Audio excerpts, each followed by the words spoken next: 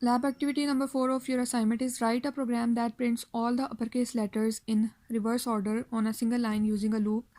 Means you have to print alphabets in reverse order from Z to A. तो यहाँ पर आपको use करना पड़ेगा ASCII code and we have already learn about ASCII codes.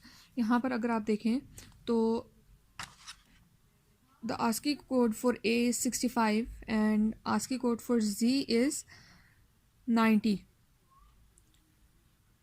Here you can see Z is equals to 90 and A is equals to 65, and in between these two numbers all the remaining alphabets lie.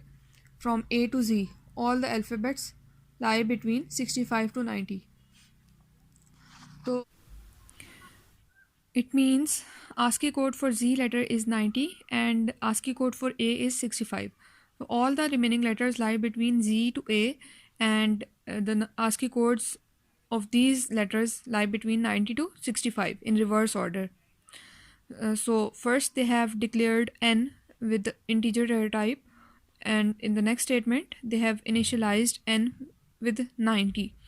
और इस initialisation के बाद next इन्होंने while loop की condition यहाँ पर use की है. While n greater than equals to 65.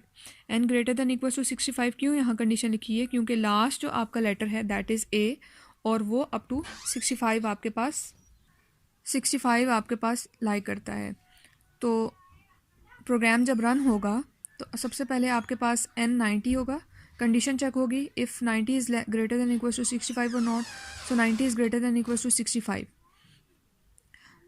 Control loop में एंटर हो जाएगा, बॉडी ऑफ द लूप में प्रिंट होगी स्टेटमेंट आपके पास n, और n क्या था आपके पास 90, और 90 के ऑपोजिट जो लेटर था आपके पास दैट इज़ Z, यानी आउटपुट पर आपके पास Z प्रिंट होकर आ जाएगा. उसके बाद आपके पास एक डिक्रीमेंट हो रहा है n is equal to n minus 1.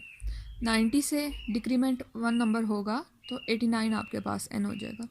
अब यहाँ पर लूप से बाहर आपके पास कंट्रोल जाएगा, दोबारा कंडीशन चेक होगी if 89 is greater than equals to 65 और नॉट.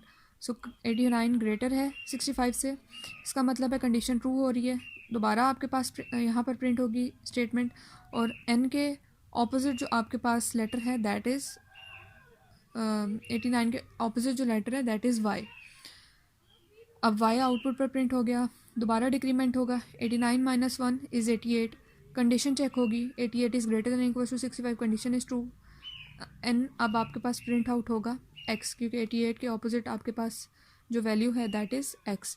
फिर डिक्रीमेंट होगा 87, कंडीशन चेक होगी, और इसी तरह से लूप एग्जीक्यूट होता रहेगा जब तक आपके पास n की वैल्यू 64 नहीं हो जाती. ठीक है, जब n की वैल्यू 64 हो गई तो कंडीशन चेक होगी n is greater than equals to 65 और नॉट. तो 64 आपके पास 65 से लेस है, इट मीन्स कंडीशन फॉल्स है. तो कंट्रोल आपके पास यहाँ पर बॉडी ऑफ द लूप से बाहर आ जाएगा और प्रोग्राम टर्मिनेट हो जाएगा.